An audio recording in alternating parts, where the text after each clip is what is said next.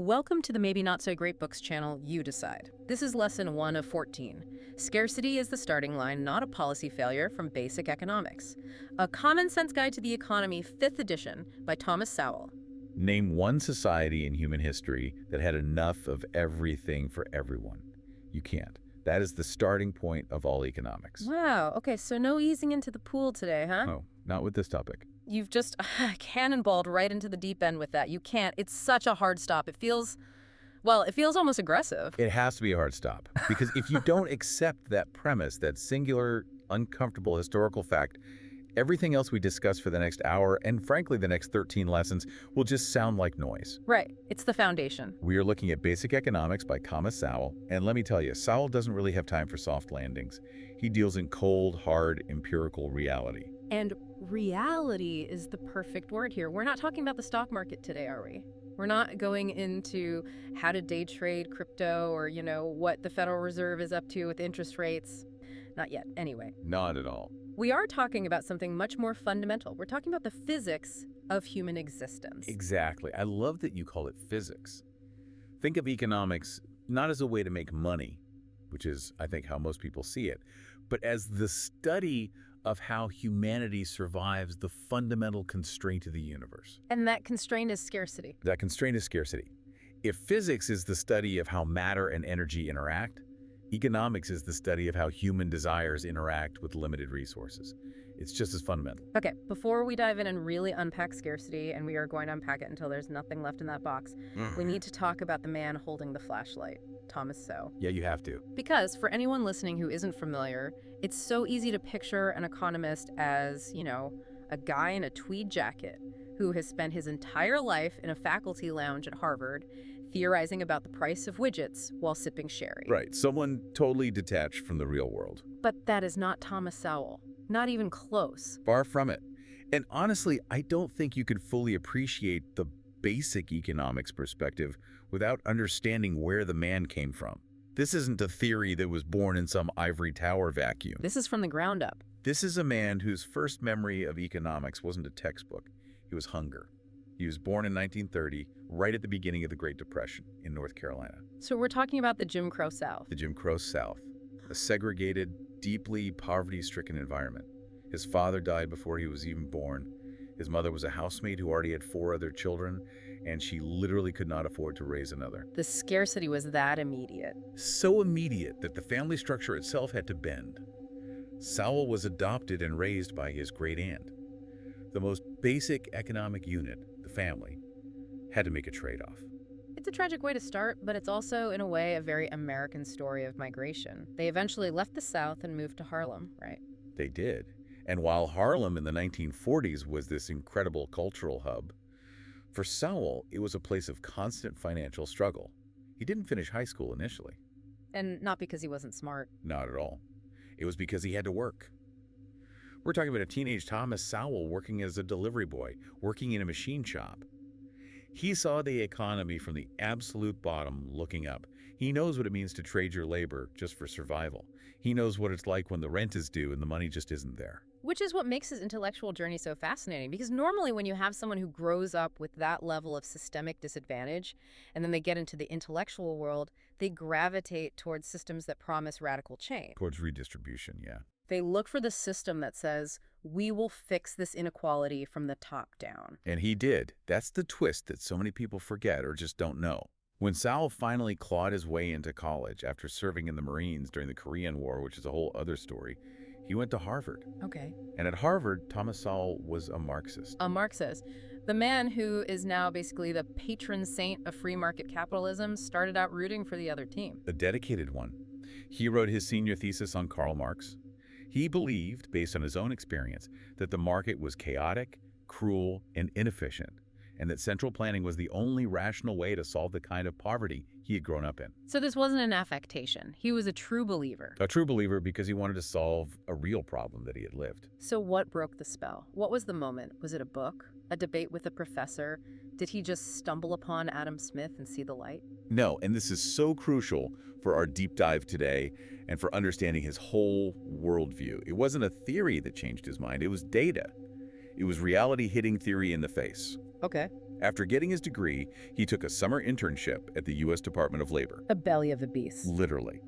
And he was tasked with studying the sugar industry in Puerto Rico. Specifically, he was studying the effects of minimum wage laws on employment. Okay, so as a Marxist, he must have gone in with a very clear hypothesis. Absolutely. The hypothesis was raising the minimum wage is good. Full stop. It puts more money into the pockets of poor workers. It's what you might call stage one thinking. You want to help people, so you mandate that they get paid more. Seems logical. It sounds compassionate. But the data he collected showed the exact opposite. As the minimum wage was forced up by federal law, employment in the Puerto Rican sugar industry collapsed. It collapsed. The industry just couldn't sustain those costs, so employers either shut down or they mechanized. Yeah. They bought machines to replace the now more expensive labor. So people didn't get higher wages. They got zero wages because they lost their jobs. So the policy had the reverse effect of what was intended. Devastatingly so. But here is the real kicker. The moment that turned him into Thomas Sowell. He took these findings to his superiors in the department. He laid out the data and said, look, our policies are hurting the very people we claim we're trying to help. And I'm guessing they thanked him for his incredible diligence, gave him a promotion, and immediately updated the policy. You know the answer to that. A hard no. They basically brushed it aside. And he had this epiphany. He realized that the Department of Labor had its own incentives. Which weren't necessarily to help the workers. Their incentives were to expand their own reach, to justify their budget, to administer the rules they'd created. They didn't really care about the result of the policy. They cared about the intent. And that disconnect between the nice intentions of government and the often harsh reality of the results is what pushed him away from Marxism and toward the Chicago School of Economics and thinkers like Milton Friedman. And that really brings us right to this book.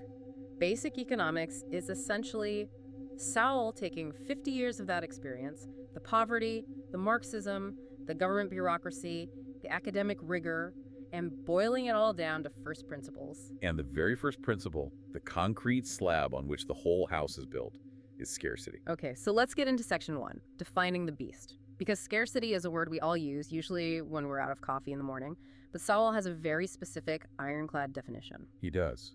And if you memorize one single thing from this entire deep dive, make it this sentence. Scarcity is the condition in which what everybody wants adds up to more than there is. What everybody wants adds up to more than there is. It sounds so simple, almost deceptively so. I feel like a lot of listeners might just nod and say, yeah, got it. Like, I want a Ferrari, I have a Honda. Scarcity. But Sowell isn't just talking about luxury goods, is he? No, and this is the first big hurdle to get over. He's not just talking about famine either. This is where we have to really widen the aperture of our thinking. We tend to equate scarcity with poverty. We think of it as not having enough food, not having enough water, not having shelter. The basics. Right. But Sowell argues, no, scarcity is a universal constant. It applies to the billionaire just as aggressively as it applies to the person on minimum wage. Okay, you have to sell me on that. How is a billionaire, someone with, say, $10 billion, dealing with scarcity? If I have that much money, surely I have enough. You have enough money. But money is just one resource. What about time? The billionaire has the exact same 24 hours in a day that you and I do. He might have the money to buy a fleet of private jets, a 100-foot yacht, a controlling interest in a sports team, and a private island in the Caribbean. But does he have the time to enjoy all of them? No, not at all. Does he have the mental bandwidth to run his global corporation, fly all the jets, attend the board meetings, and also raise his children and have a good marriage? He has to choose. He has to economize his time. Every single hour he spends on that yacht is an hour he isn't spending on the board of directors. Every hour he spends making more money is an hour he isn't spending it. That is scarcity. His desires to be a successful CEO, to be a good father, to travel, to rest, to learn a new language, add up to more than the 24 hours he has. So scarcity isn't a measure of how much stuff you have. It's a measure of the gap between your available resources and your desires. Precisely. And the variable that messes everything up, the one that never stops growing, is human desire. Resources are finite. There are only so many atoms on Earth, only so many hours in a day, only so much land. But desires, our desires are effectively infinite. There's a story in chapter 1 that illustrates this so perfectly, and it actually made me laugh out loud because it is so relatable. It totally undercuts that assumption that more money solves scarcity. You called it the middle-class swimming pool story. Ah, yes, the New York Times article. Sowell brings this up to show how our perception of scarcity is often completely disconnected from our material reality, historically speaking. Right. So Sowell describes this newspaper article that was profiling a regular middle-class American family. The photographer takes a picture of them, and they're all sitting in their backyard next to their own private swimming pool. And let's just pause on that image for a second. A private pool. If you showed that photograph to someone in 1920s Europe or modern-day Sudan, or frankly a king from the 15th century, what would they say? These are the wealthiest people on Earth. They have a personal private lagoon in their backyard. Exactly. But then you read the text of the article, and the family is being interviewed, and they are venting. They describe themselves as struggling. They say they are just getting by. They're worried about bills. They're stressed. And the easy reaction, the cynical modern reaction, is just to mock them. To say, oh, look at the poor suburbanites suffering by their chlorinated oasis. But Sowell says, stop. Don't mock them. Analyze them. Why do they feel that way? Because they're not lying. They genuinely feel scarce. They are experiencing scarcity. Yes, they have a pool, but maybe they want to send their kids to a better college, and they can't afford the tuition. Maybe they want to retire at 55, but the math doesn't work. Maybe they want a vacation home. Maybe they just want more free time, but they have to work overtime to pay for the pool pump and the chemicals. The pool didn't solve scarcity. It just moved the goalposts. It's the old hedonic treadmill. You get the thing you want, you enjoy it for 5 minutes, and then your brain just resets the baseline and you want the next thing. Which brings us to the theological hammer that Sowell dropped to make his point. The Garden of Eden. I have to admit, I did not expect to see Adam and Eve in an economics book, but it makes a surprising amount of sense when you break it down. It's the perfect negative example. Yeah. It's the control group. So Sowell points out that in the Garden of Eden, as it's described in the Bible, you had production. There was fruit growing on the trees. And you had consumption. Adam and Eve were eating the fruit. Right. But it was not an economy. Because there was no scarcity. Bingo. Everything was available in unlimited abundance relative to their desires. If you wanted a peach, you just took a peach. You didn't have to trade your labor for it. You didn't have to choose between a peach and an apple because you could have both. You didn't have to save the peach for winter because another one would be there tomorrow. So without scarcity, there is no need to economize. And if there's no need to economize, there is no economics. The entire field of study would cease to exist. So economics is purely the study of how we handle the fact that we can't have it all. That's it. Economics is the study of how we cope with the fact that we were kicked out of the garden.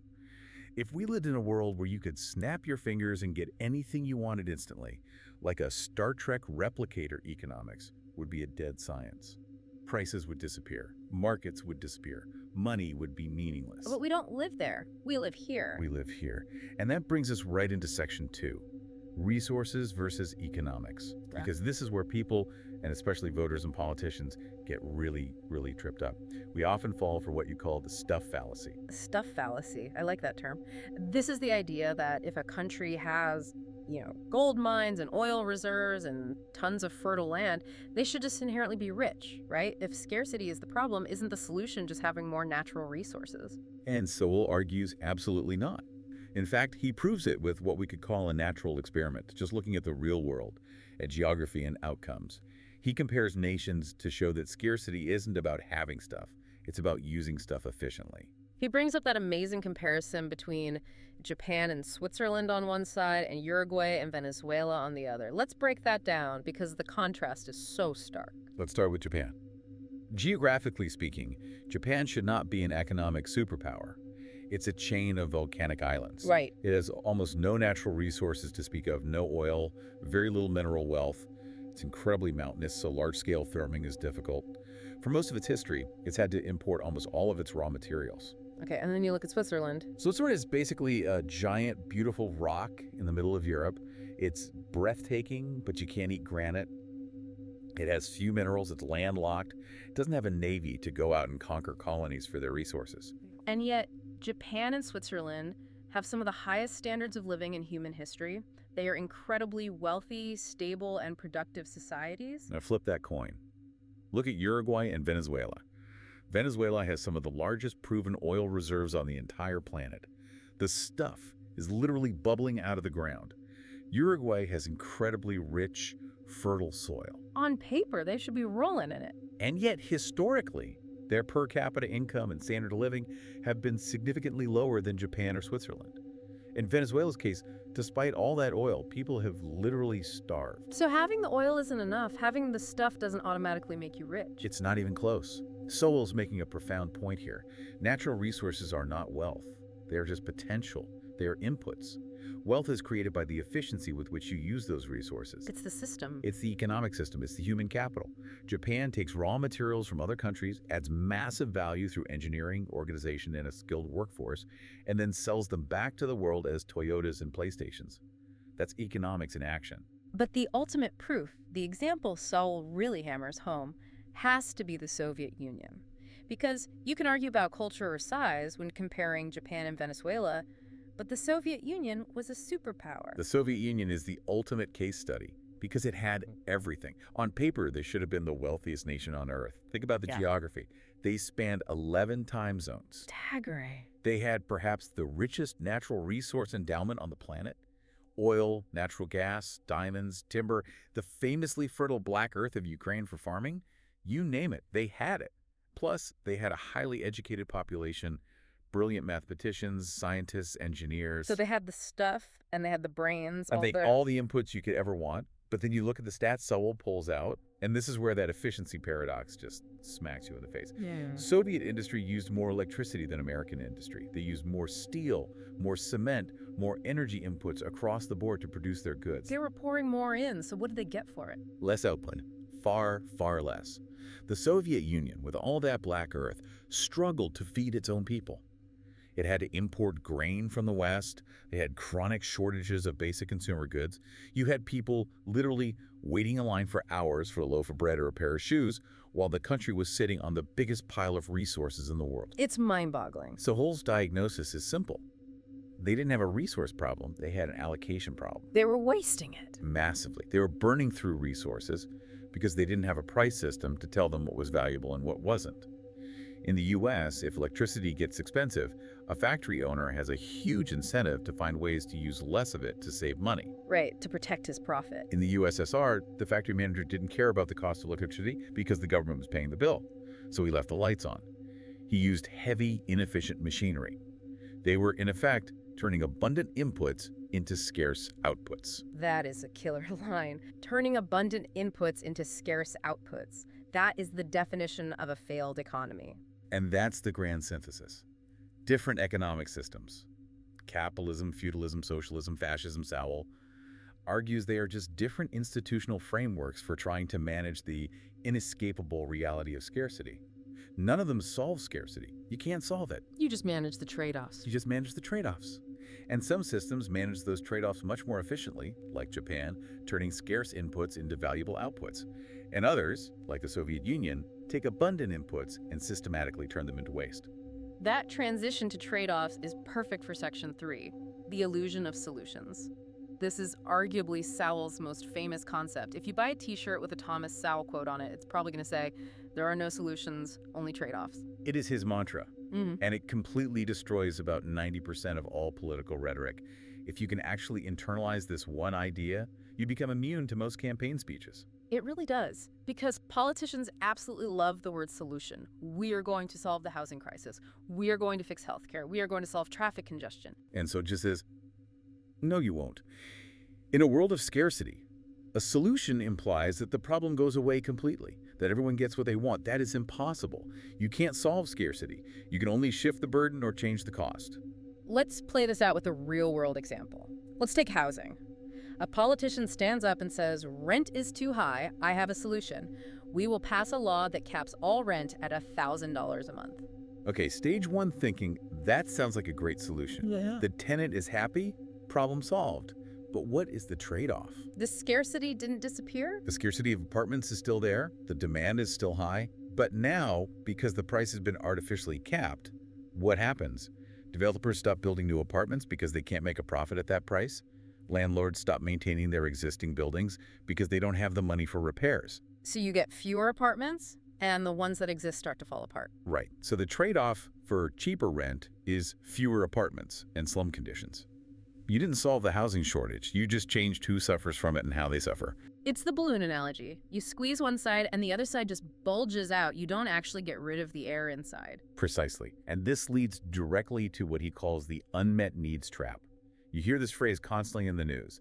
A reporter will stand in front of a school and say, "We have so many unmet needs in our education system," or "There are vast unmet needs in our nation's infrastructure." And it sounds like such a powerful and valid critique. If there are unmet needs, surely the system must be failing. But Sowell says, hold on. In a world of scarcity, there will always be unmet needs. It's a tautology. It's like saying water is wet. It's not a useful piece of information. It's just a statement of the condition. It is. Let's do a quick thought experiment. Let's say we, as a society, decided to meet every single need in healthcare. We took 100% of the U.S. GDP, every single dollar generated in the country, and we spent it all on healthcare. We might have the most amazing healthcare system imaginable, a doctor for every citizen, MRI machines in every home, every conceivable need met. But then nobody is eating. Exactly. We would have created massive, catastrophic, unmet needs in food production, in housing, in education, in national defense. We would all die of starvation while having perfect annual checkups. Because the resources are finite. You can't spend the same dollar twice. Right. If we fixed education perfectly, we'd have unmet needs in infrastructure. If we built perfect roads, we'd have unmet needs in environmental protection. So simply pointing at an unmet need isn't a valid critique of a specific economic system, because no system can meet all needs. The real question isn't, are there unmet needs?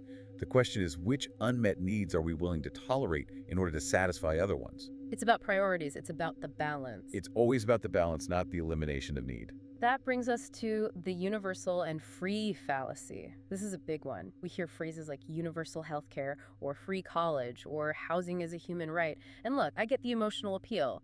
Who doesn't want everyone to have a house or an education? Of course. The intent is almost always noble. But Sowell is very, very strict about language here. He argues that the word universal is a political term, not an economic one. It pretends scarcity doesn't exist.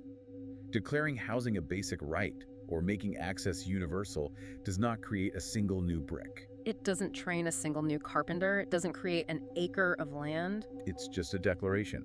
It's words on a piece of paper. What it does is change the mechanism of distribution. It changes who gets the limited number of houses that already exist, but it doesn't solve the underlying scarcity of houses. And the word free is even more misleading. Oh, that's his biggest pet peeve. So Sowell constantly emphasizes that money is just an artifact. It's a tool. The government can print more money. We've certainly seen that plenty of times. But the government cannot print more time. It cannot print more skilled labor. It cannot print more steel. There's a great quote from the book here that I highlighted. Although the word economics suggests money to some people, for a society as a whole, money is just an artificial device to get real things done. Yes. Think of it this way. Imagine you and I are stranded on a desert island. There are 10 coconuts on the one tree on the island. That's it. Those are the real resources. Okay, 10 coconuts. It's a grim scenario. Now imagine I have a little printing press and I print off $1 million island dollars and I hand them out to you and the crabs on the beach. Do we have more coconuts? No. We still only have 10 coconuts. We just have a lot of useless paper. Exactly. We still have to decide who eats. We still have to decide who has to do the dangerous work of climbing the tree to get them. That is economics. The money is just a distraction from the real constraints. So when a politician promises free college, they aren't creating professors in classrooms out of thin air. Right. They're taking real resources, the labor of construction workers, concrete, electricity, the time of professors from other sectors of the economy to build and run that college. The cost isn't the money.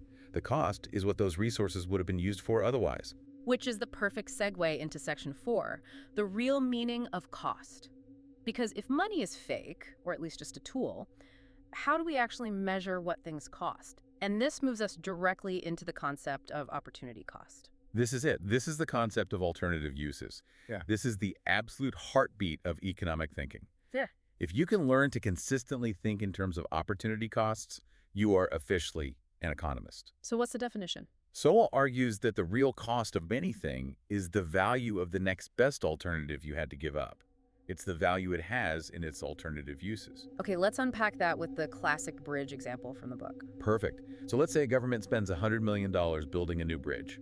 We can see the bridge, we can drive on it, we see the ribbon-cutting ceremony on the news, we think, okay, the cost of that bridge was $100 million.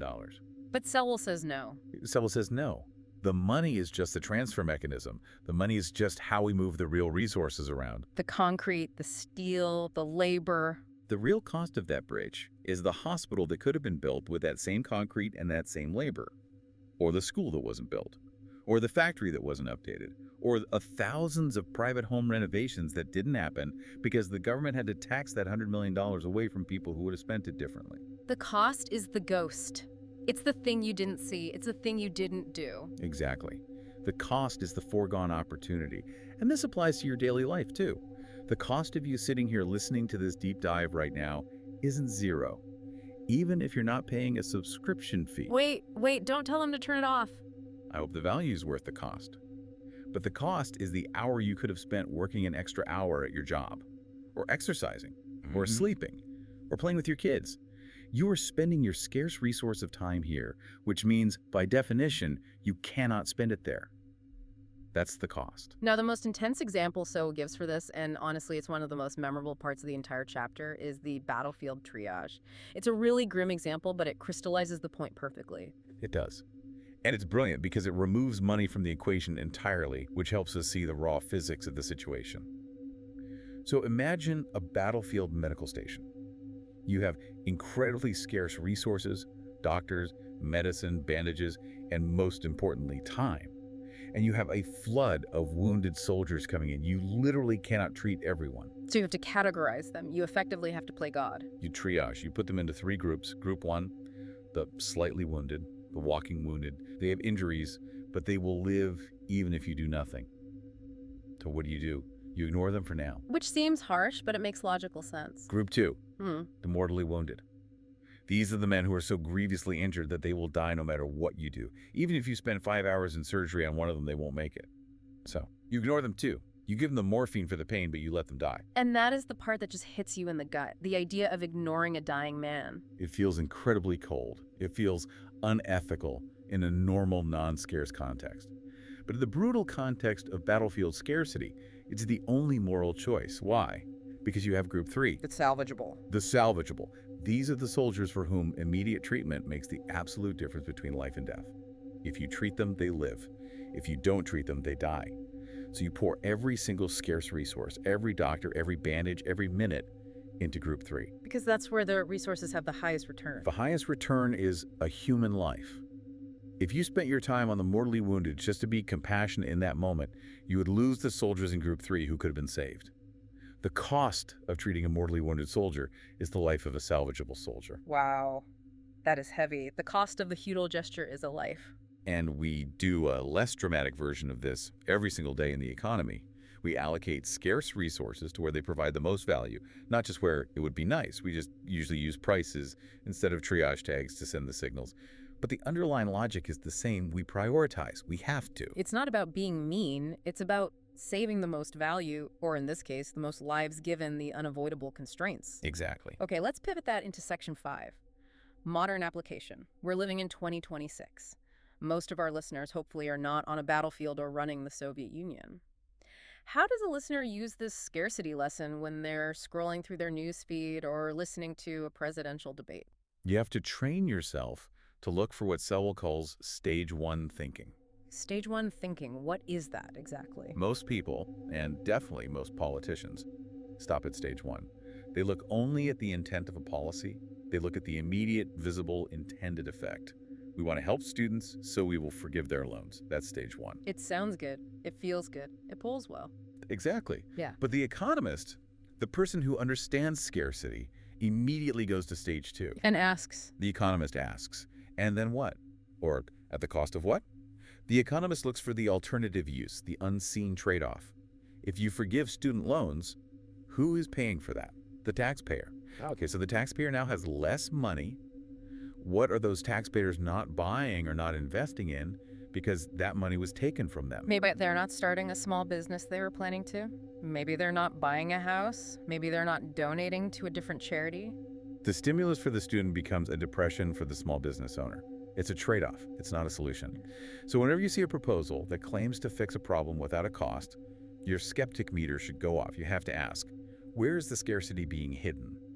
Because it's being hidden somewhere. And what about the greed narrative? We see this constantly. Gas prices go up, and the headline is, gas is expensive because the oil companies are greedy. Yes, the greed explanation.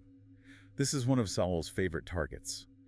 He argues that blaming greed for high prices is like blaming a thermometer for the heat. The thermometer is just the messenger. It's just telling you the temperature. It doesn't cause the heat. Exactly. And prices are just messengers. They're conveying information about scarcity. When beachfront property is incredibly expensive, it's not necessarily because the owner is greedy. It's because the desire for the beach far exceeds the available miles of coastline. Scarcity dictates the price. Right. Millions of people want to live on the beach. There is only so much beach. The price has to rise to allocate that scarce resource to the people who are willing to pay the most for it. There's a quote here. Prices are like messengers conveying news, sometimes bad news. If you shoot the messenger, if you use price controls to artificially lower the price because you think it's greedy, you don't create more coastline. You just create a shortage. You create a line of 1,000 people waiting for a beach house they will never get. The greed explanation is intellectually lazy. It ignores the systemic reality of scarcity. Sowell always asks, were oil companies suddenly generous when gas prices were low a few years ago? No, of course not. Were they suddenly greedy when prices were high? No. They were the same companies with the same motivations. The underlying scarcity of oil on the global market had changed. That is such a powerful tool for cutting through the political noise. It stops you from looking for villains and starts you looking for the underlying variables. But let's play devil's advocate for a second. Section 6, the warning and the debate. Is there a danger in this line of thinking? Is there a downside to the scarcity's permanent mindset? There is, and it's a really important nuance to address. The warning is that this thinking can easily curdle into fatalism. You could look at a starving population and say, well, scarcity is permanent, resources are limited, nothing we can do, it's just economics, sorry. Right. It can become a very convenient excuse for doing nothing. The poor will always be with us. And then you just shrug and walk away. And that's absolutely the wrong takeaway. Just because we can't satisfy everyone doesn't mean we shouldn't try to satisfy more people. So Will isn't saying we should give up. He's saying we should focus on efficiency. It goes right back to that Soviet Union versus the U.S. example. Exactly. Both nations faced the reality of scarcity. Both had limited steel and limited wheat. But the U.S. system managed it much, much better. Efficiency reduces the pain of scarcity. The U.S. produced more food, better housing, and more innovative medicine because it used price signals to allocate resources efficiently. So the goal isn't to solve scarcity because that's impossible. The goal is to be so efficient in our management of scarcity that the unmet needs we're complaining about are things like, I don't have a second yacht, rather than I don't have bread. We shouldn't become fatalistic. We should become obsessed with efficiency so we can stretch our scarce resources as far as they can possibly go. That's the key. And there's a modern debate here that I really want to throw out to the listeners, the post-scarcity idea. We live in a world of AI now. We have digital goods. I can copy a song, a piece of software, or an ebook 1 billion times for basically zero marginal cost. The scarcity of the song itself is gone. Are we moving toward a post-scarcity world? It's a fascinating question and one that people are taking very seriously. If Sowell were sitting here, my guess is he would likely say no. Why? If digital goods are infinite, doesn't that break the model? Well, the MD3 file is infinite, but your attention is not. Right, the human constraint. You still only have 24 hours in a day. Even if every movie ever made were available to you for free, you couldn't watch them all. Human attention and human time remain strictly scarce. In fact, in an information-rich world, our attention becomes more scarce and therefore more valuable. And all the physical stuff hasn't gone away. Not at all. The servers that run the AI need electricity, massive amounts of it. The microchips that form the AI's brain need rare earth minerals. The land to build the data centers on is scarce. And, maybe most importantly, Sowell would probably bet on human nature. Even if we had Star Trek replicators that could make any food or object appear out of thin air, we would probably just invent new desires. We'd want the authentic chair handmade by a human, not the replicated one. We would want the original painting. We would want the prime real estate on Mars. We would want status, which is inherently scarce because, by definition, not everyone can be at the top. Our desires will always find a way to outpace our resources. So the finish line just keeps moving further away. I don't think Sowell believes there is a finish line. It's a treadmill.